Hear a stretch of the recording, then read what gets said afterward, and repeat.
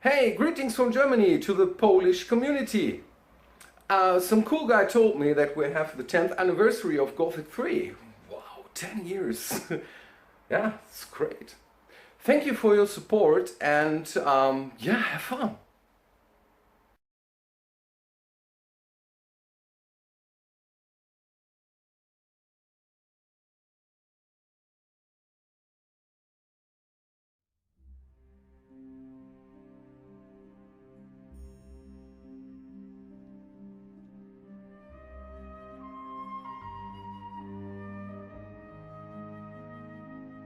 Projekt Gothic Potęga Społeczności przyjął się niesamowicie i na samym początku pragniemy wyrazić serdeczne podziękowania dla tych, którzy go obejrzeli i ocenili.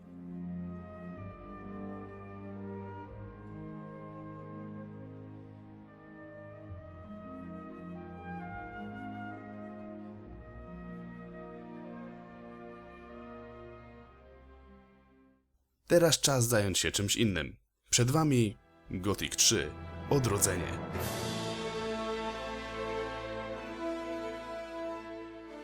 Trzecia część przygód bezimiennego bohatera to kolejna niezwykła podróż, która niestety przez problemy wydawcy nie zrobiła tak dobrego wrażenia jak dwie poprzednie.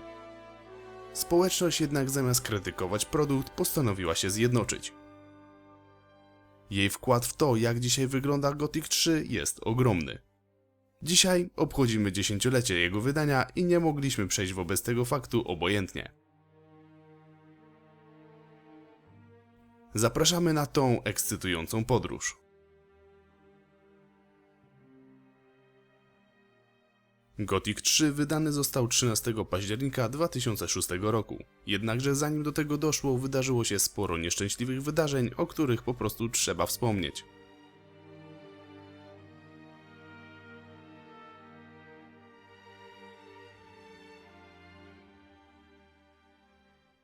Prace nad trzecią odsłoną serii rozpoczęły się praktycznie zaraz po wydaniu rozszerzenia Noc Kruka.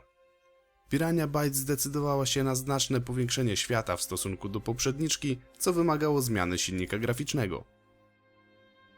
Po wielu rozważaniach i odrzucaniu propozycji padło na Genome Engine, autorski twór niemieckiego dewelopera. Był on wystarczająco mocny, aby udźwignąć olbrzymi rozmiar świata Myrtany, wliczając brak ekranów ładowania. Wielki świat, niezwykłe doznania i realistyczne animacje. Z perspektywy fanów wszystko wyglądało perfekcyjnie. Wydawca Gothica Joe Wood wpadł jednak w poważne problemy finansowe. Posiadanie kilku pomniejszych firm oraz praca nad kilkoma tytułami klasy potrójnego A zamiast dawać zastrzyk pieniędzy powodowała ogromne straty w wysokości 21 milionów euro. Wszystkie te czynniki spowodowały przymusowe przeniesienie premiery nowego Gothica. Joe Wood musiał jednak dbać o swój dobry wizerunek i wraz z Piranha Bytes prezentowali grę na przeróżnych wydarzeniach. Wszystko wyglądało naprawdę interesująco, a gracze mieli na co czekać. Czas mijał, a wraz z nim ukazywane zostały kolejne przykre fakty związane z produkcją nowego Gothica. Ludzie odpowiedzialni za jego tworzenie powoli zaczęli przyznawać się, że cele, jakie sobie postawili, nie zostaną w pełni zrealizowane. Wszystko to ze względu na ograniczenia finansowe nałożone przez wydawcę. Mowa tutaj m.in. o przerywnikach filmowych czy systemie wierzchowców. Zbliżała się ustalona premiera Gothica 3, a działający bez zarzutów system oświetlenia zaczął szwankować, gdy do gry wprowadzona została większa ilość bohaterów niezależnych. 2 miesiące później, bo tyle trwało naprawienie odkrytych błędów, zaczęto ponownie prezentować nową odsłonę gry niemieckiego studia na różnych targach. Wtedy też zaczęto rozsyłać testowe wersje do różnych redakcji. Większość z nich wystawiała wysokie noty, jednakże niemiecki PC Powerplay nie trwonił od wytykania różnych błędów. Groźby wysłane przez Joe Wood nie zrobiły na redakcji wrażenia, a obciążająca recenzja ostatecznie trafiła do mediów.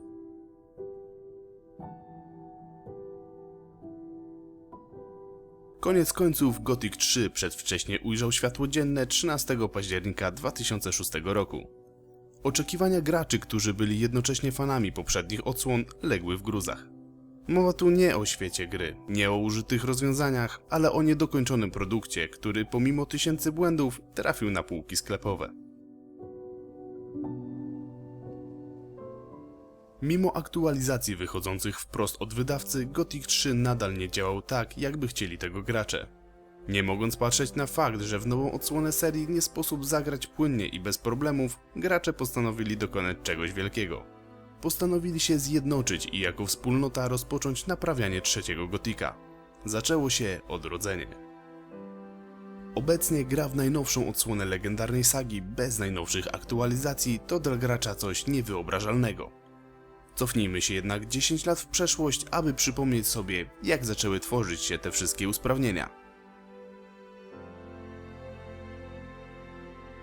Pierwszym dużym projektem, który powstał w wyniku zgłaszania pojedynczych błędów i stopniowego gromadzenia się ludzi, była tzw. Grupa Rycerzy 12 Kielicha. Drużyna ta składała się z kilkunastu członków, a ich praca rozpoczęła mobilizację fanów sagi.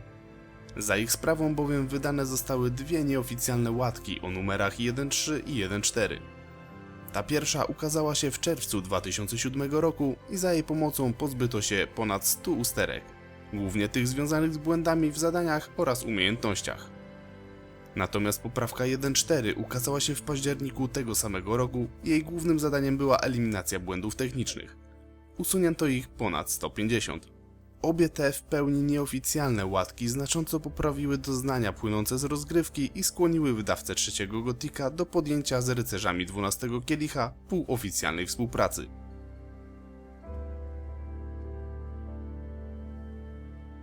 Peter Schramm, community manager Joe Wood, postanowił zwrócić się właśnie do osób, które stworzyły nieoficjalne poprawki i zaproponował im współpracę. Rycerze mieli otrzymać gotówkę potrzebną do wykonania następnych łatek oraz kod źródłowy gry, a fani kolejne usprawnienia. Obie strony przystały na propozycję. Tak też powstał Community Patch Team, półoficjalna grupa moderska.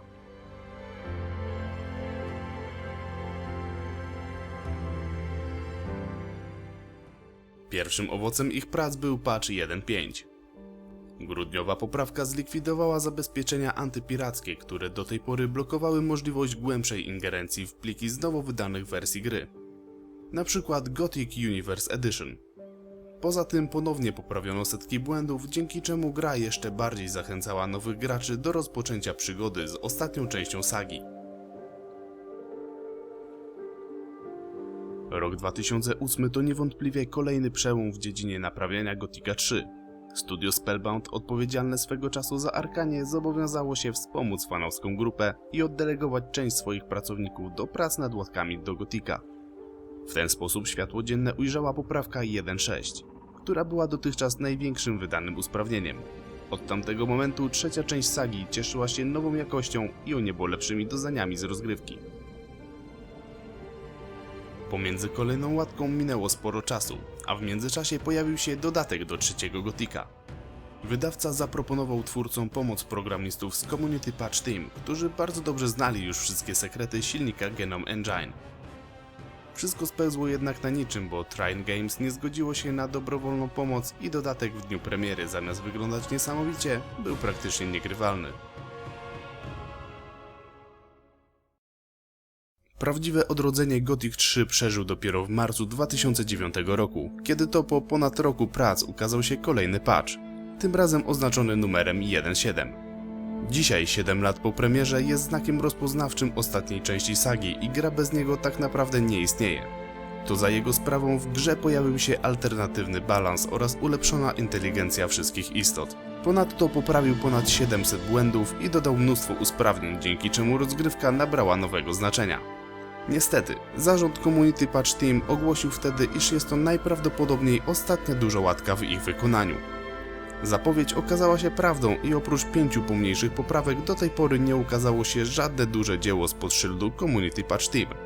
Nie oznacza to jednak, że zainteresowanie trzecim Gothikiem spadło. Wręcz odwrotnie. Gracze posiadający środki umożliwiające dowolną edycję kodu źródłowego postanowili działać lepiej i oprócz poprawy błędów rozpoczęli dodawanie i usuwanie z Gotika 3 różnych rzeczy. Wszystko po to, aby upodobnić go jak najbardziej do dwóch poprzednich odsłon. Zacznijmy od Quest Packa, czyli największej modyfikacji stworzonej na potrzeby Gotika 3. Za jej powstanie odpowiadają ludzie znani z Community Patch Team oraz wiele innych osób, którym zależało na tym, aby trzecia część Przygód Bezimiennego była tak niesamowita jak dwie poprzednie. Modyfikacja dodaje setki nowych zadań i wiele innowacji, dzięki którym gra jest jeszcze bardziej dopracowana. Jedną z największych modyfikacji jest również Content Mod, którego głównym zamysłem było doprowadzenie trzeciego Gotika do perfekcji przez usunięcie niezgodności z poprzednimi częściami sagi oraz dodaniu setek przedmiotów. Gdy ktoś myśli dzisiaj o graniu w tę produkcję, widzi najczęściej obraz z zainstalowanymi obiema modyfikacjami oraz najnowszym community patchem. Polska społeczność również przyczyniła się do tego, że obecnie możemy zagrać w Gothica 3 z najnowszymi wersjami modyfikacji w naszym ojczystym języku. Grupa osób postanowiła przetłumaczyć wszystkie nowości i rozpowszechnić poprawioną wersję trójki wśród Polaków. Jednym z nich jest Roben, zasłużony działacz na rzecz gotikowej społeczności. Cześć, nazywam się Łukasz Abramczuk, w świecie gier znany jako Roben. Fanem serii Gothic jestem od samej premiery, czyli od 16 lat. Natomiast 10 lat temu, kiedy dołączyłem do ekipy CD Projekt, obecnie znanej jako CDPPL, firma dała mi szansę realnie wpływać na kształt polskiej wersji gry. Sprowadzono kolejnego więźnia. Nie wiedział, co go czeka, a to właśnie on miał wszystko odmienić. W imieniu jego wysokości, króla Robara II, pana Werantu, skazuję tego więźnia na... Stać! Skazańcze, mam dla ciebie propozycję. Jednym z moich pierwszych projektów lokalizacji w CD Projekt był Gothic 3 Zmierzch Bugów. Poświęciłem bardzo dużo czasu, aby polska edycja tej gry nie zawierała tych samych błędów, jakie były w wersji oryginalnej niemieckiej i angielskiej. Moim kolejnym projektem związanym z grą Gothic była edycja rozszerzona do części trzeciej. Przez ponad pół roku pracowałem z niemiecką drużyną, aby przywrócić jak najwięcej zawartości i ducha gry w tej trzeciej odsłonie Gothica.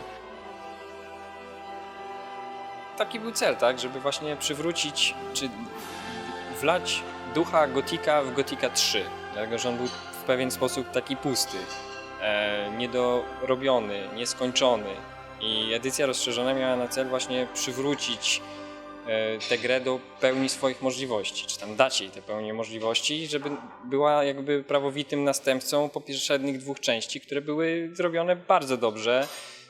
Mimo licznych swoich błędów i różnych innych glitchy, wszyscy ludzie kochali tę grę. Ze swojej strony mogę powiedzieć, że dodałem opisy do wszystkich przedmiotów, które można znaleźć w grze. Nie tylko fabularnych, ale także pobocznych. Każdy jeden przedmiot zyskał swoją indywidualną, krótką linię tekstu. Naucz mnie walki w stylu paladyna. Prowadzi nas dar światła. Poczujesz go podczas walki z istotami ciemności. Jednak to nie edycja rozszerzona okazała się największym wyzwaniem. Największym z nich był dodatek Quest Pack. Musiałem zebrać aż 11 osób, które były w stanie poświęcić swój prywatny czas, by przetłumaczyć ten dodatek z dwóch języków, angielskiego i niemieckiego. Niestety nieoficjalne tłumaczenie tego dodatku, angielskie, było na tak niskim poziomie, że trudno było oddać ducha gry, czy w ogóle przetłumaczyć to na polski, tak żeby to miało w sobie styl Gothica. Więc musieliśmy się posiłkować tekstami niemieckimi, które były poza tym przygotowane porządnie, takie one miały sens, były składne, ładne, tylko z kolei ta niemiecka treść nie miała w sobie tego naszego ducha Gothica. Mimo tego, że gra jest niemiecka, to jakbyś przetłumaczył ją na żywo, to zupełnie to nie jest nasz Gothic. Jednak w trakcie prac nad naszym wydaniem tłumacze bardzo dużo poświęcili, tak mi się wydaje, że poświęcili dużo czasu i oddali dużo serca, by stworzyć jakby coś wyjątkowego. Questpack jest nieoficjalny. Questpack zawiera kilkadziesiąt dodatkowych misji, wiele dialogów, wiele nowych przedmiotów i ogólnie jak gdyby jeszcze bardziej urozmaica całą tą historię i też naprawia pewne błędy logiczne scenariusza. I taki był też właściwie cel tego Questpacka, żeby zakleić dziury scenariuszowe. Tak jak edycja rozszerzona miała naprawić grę technicznie, tak Questpack miał po prostu uzupełnić ją o brakującą zawartość zadań, tak, całej historii.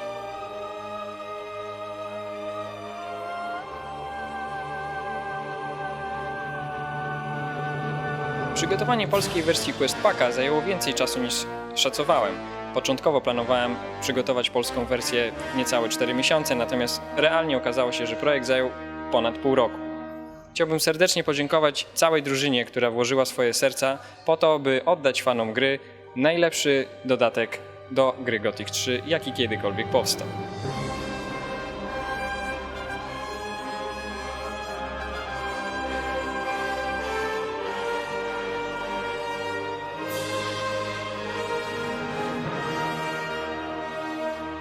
Spotkajmy się na PGA 2016. Nowe wersje wydanych już modyfikacji ukazują się regularnie i jeszcze bardziej ulepszają rozgrywkę, jeżeli chodzi o trzecią odsłonę sagi. Nie można jednak zapomnieć o jeszcze jednym projekcie, który tworzony jest od 2009 roku. Mowa o Community Story Project, czyli grupie zapaleńców złożonej z wielkich fanów serii, jak i byłych członków Community Patch Team. Drużyna ta postawiła sobie za cel naprawienie fabuły w grze i poprawienie wszystkiego, co jest z nią związane, począwszy od zadań, a na gildiach kończąc. Prace nad projektem zostały na jakiś czas zawieszone, jednakże kilka lat temu znów ruszyły. Data premiery nie jest jeszcze znana, więc musimy uzbroić się w cierpliwość.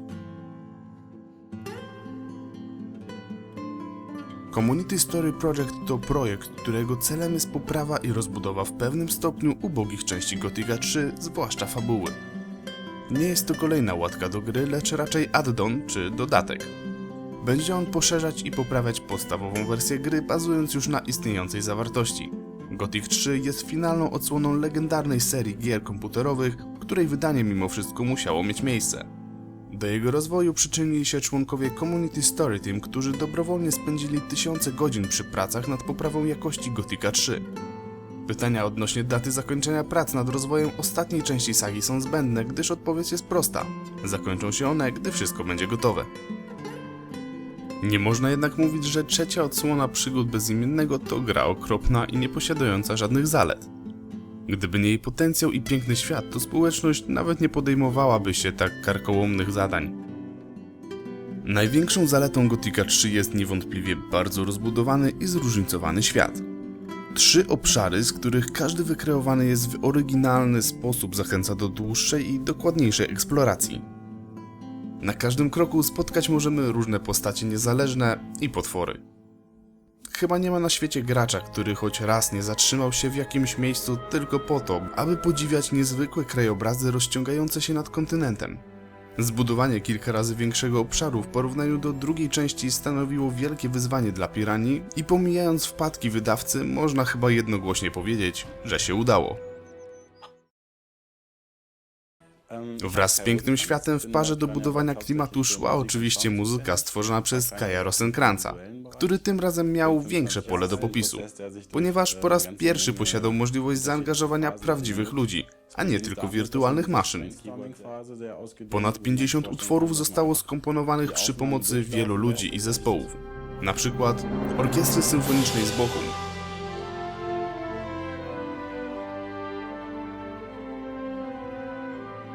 japońskich bębniarzy Go-Go,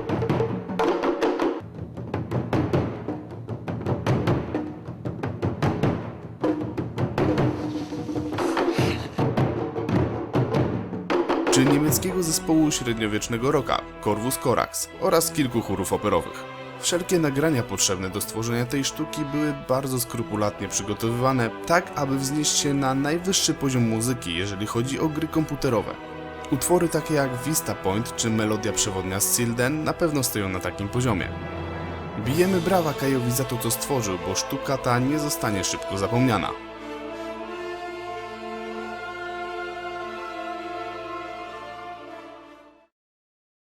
Wielkie dzieło wykonali również polscy lektorzy, którzy już po raz 4 użyczyli swoich głosów do legendarnej sagi.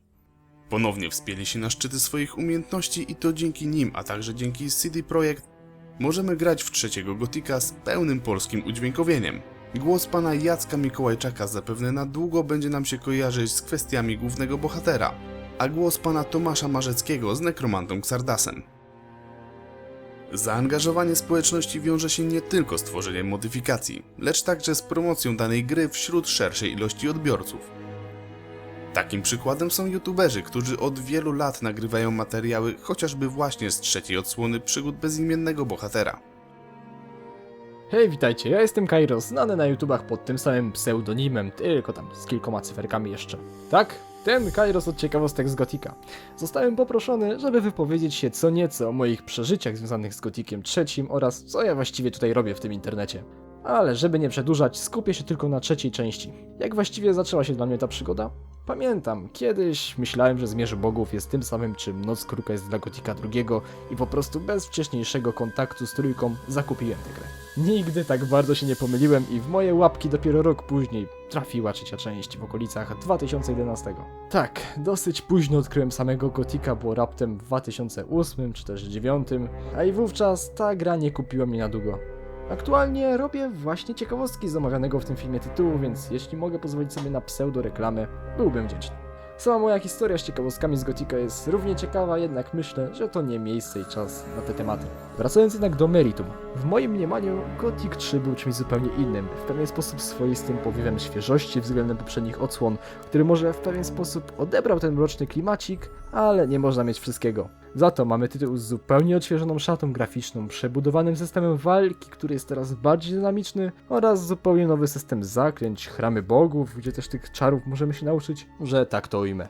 Jasnym jest oczywiście, że Gothic 3 miał wiele baboli w dniu swojej premiery, wiele bugów, błędów, słynne sępy, które były najbardziej komicznym przeciwnikiem ostatecznie usuniętym, no i kończąc na skopanej optymalizacji, która do tej pory daje się we znaki. Ale hej, który Gothic był gotowy na 100% w dniu premiery? Może dwójka czy też Noc Kruka, ale tutaj też nie jestem tego pewien. Wbrew pozorom, Gothic 3 to wciąż dobry RPG. Ba, wciąż dobry Gothic z genialną ścieżką dźwiękową stworzoną przez Kaja Rosenkranza, który wcale nie ma podobnego pseudonimu do mojego, skądże znowu? Otwartość świata. Tak, to jest kwestia, o której trzeba powiedzieć. Myrtana jest ogromna. To właśnie daje nam tę swobodę, jeśli chodzi o to, jak i w jakiej kolejności chcemy ukończyć główną oś fabularną. Ile razy to już było tak, że po odbiciu Ardei hełnożyłem wszystko i popłynąłem do Warantu, żeby odnaleźć Saturasa i uczyć się od niego magii. Coś pięknego. To jest właśnie Gothic 3, gdzie wraz z Community Patchem 1.75, Content Modem i Quest Packiem dostajemy moim zdaniem to, jak ta część wyglądać powinna. Koniec końców i tak cholernie pozytywnie oceniam ten tytuł. No i mamy jeszcze wilki, prawda? Jak ja ich cholera nienawidzę. No, odbijanie całych miast, czy też obozów. Trochę też tego nie pojmuję. Dzięki za wysłuchanie. Trzymajcie się i być może do zobaczenia kiedyś tam. Już nie ględzę, już nie przedłużam. Cześć. Hej, z tej strony Wiśnie i opowiem wam, jak wyglądały moje pierwsze przygody z Gothiciem 3. Niegdyś nagrywałem bardzo dużo modów do Gothica 2 i 1. Ograłem tak mniej więcej z 50 modyfikacji, jak nie mniej, ale nigdy na kanale nie pojawił się właśnie Gothic 3. Niektórzy myśleli, że nigdy w życiu w niego tak naprawdę nie grałem, czy coś w tym stylu, ale nic bardziej mylnego. Otóż zanim zacząłem cokolwiek robić na YouTubie, sporo grałem w różnego rodzaju gry, a Gothica 3 najbardziej. Dalej pamiętam, jak pewnego dnia owa gra wyszła i mój starszy brat ją kupił w 2006 roku. Kiedyś bym powiedział, że jest to najbardziej ograna gra przeze mnie, ale patrząc na to, ile teraz gram w Isaaca, to Gothic jest chyba na drugim miejscu. Pamiętam te długie gry na wszelakie różne sposoby. Bawienie się w zabijanie orków na pierwszym levelu niedaleko Wengardu. Było to trochę czasochłonne, ale dało się to zrobić. Naprawdę, bawiłem się łukiem, mieczem, toporem, orkową bronią, jak i magią. Przezowanie demonów w miastach i patrzenie, jak się wszyscy tłuczą wzajemnie. Ach, to było takie dość nostalgiczne. Bardzo fajnie, że po dzień dzisiejszy są ludzie, którzy starają się tego ducha Gothica podtrzymywać dłużej poprzez różnego rodzaju modyfikacje, usprawnienia, tłumaczenia, czy też, jak powiedziałem wyżej, wprowadzanie nowych mechanik do rozgrywki przez różnego rodzaju mody. Cóż, to byłoby na tyle z mojej strony. Trzymajcie się, ludziska. Cześć, ja jestem Arci i w zasadzie można powiedzieć, że jestem youtuberem, a kanał na YouTubie prowadzę od ponad roku. Moja przygoda z Gothic 3 zaczęła się w 2006 roku w dniu premiery. Pamiętam dobrze, że akurat byłem w Krakowie z rodzicami i grę kupiłem w Empiku na rynku. Tam była dołączana do niej koszulka, także którą mam i jest fajna. Po powrocie do domu oczywiście jak najszybciej zainstalowałem grę i początkowo przeraziły mnie długie czasy ładowania. Jednak później po walce początkowej i walce z zacięciami jednocześnie ujrzałem takie piękne krajobrazy tej Myrtany, które się zawsze słyszało w poprzednich częściach. No i oczywiście usłyszałem też piękną muzykę. Pomyślałem sobie, stary dobry Gothic, mimo wszystko nie udało mi się przejść gry za pierwszym podejściem. W tamtych czasach optymalizacja leżała na łopatkach i z komputerem, jaki wtedy posiadałem, niestety nie mogłem się cieszyć rozgrywką. Gothic 3 musiał poczekać na mnie aż niecałe 10 lat. Imponująca liczba, ale tak, dopiero teraz niedawno przeszedłem 3 wraz z potrzebnymi łatkami i ulepszeniami, plus oczywiście z lepszym komputerem.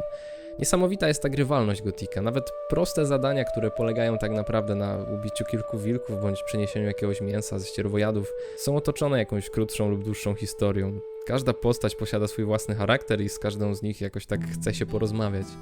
Twórcy w tej części dali nam bardzo otwarty świat i dość dużą dowolność i mimo, że nie jestem fanem takiego podejścia, przecież sam Gothic 1 i 2 był bardziej liniowy, to jednak czułem się tutaj jak w domu. Pamiętam jak pierwszy raz przekraczałem granicę Myrtany i Warantu, moment, w którym zobaczyłem pierwsze piaskowe wydmy przy akompaniamencie tamtejszej muzyki, no ten widok zapierał dech w piersiach. Bardzo szkoda mi jest twórców Gotika, że nie mieli czasu wszystkiego dopracować tak jak chcieli. Tamci goście naprawdę mają masę dobrych pomysłów i życzę im jak najlepiej. A dla tych, którzy nigdy nie ukończyli Gotika 3, powiem tyle, że co prawda nie jest to samo co 1 i 2, ale jednak warto zagrać, zanurzyć się w ten świat, poczuć klimat i poprowadzić naszego bezimiennego bohatera do końca jego wędrówki.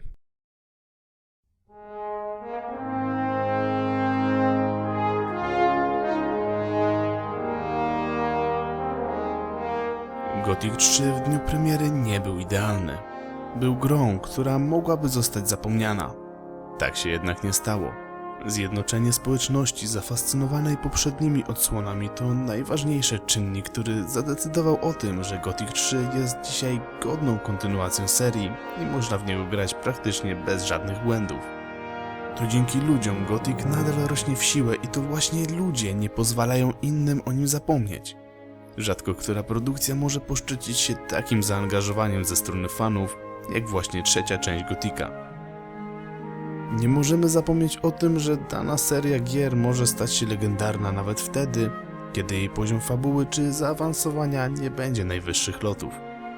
Najważniejsi są ludzie, którzy pokochają tą grę za posiadanie tego czegoś i będą chcieli dalej zapalać swoją pasją innych.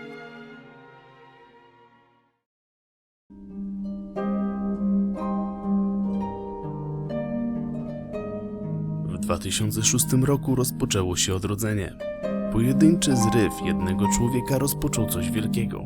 Coś, co uratowało błędy wydawcy i w pełni naprawiło grę. Jako hołd dla wszystkich ludzi, którzy brali udział w tworzeniu modyfikacji do 3. części Gotika oraz w jakikolwiek inny sposób przyczynili się do podtrzymania życia tej legendarnej serii, uczyńmy jeden, lecz bardzo znaczący gest. Po obejrzeniu i ocenieniu tego materiału, wszyscy razem wyłączmy przeglądarkę i odpalmy lub zainstalujmy Gotika 3 z najnowszymi wersjami modyfikacji. Pograjmy w niego chociaż chwilę z myślą o tych, którzy poświęcili swój własny czas na udoskonalenie tej gry. Natomiast wyłączając grę, powiedzmy wspólnie gromkie dziękuję.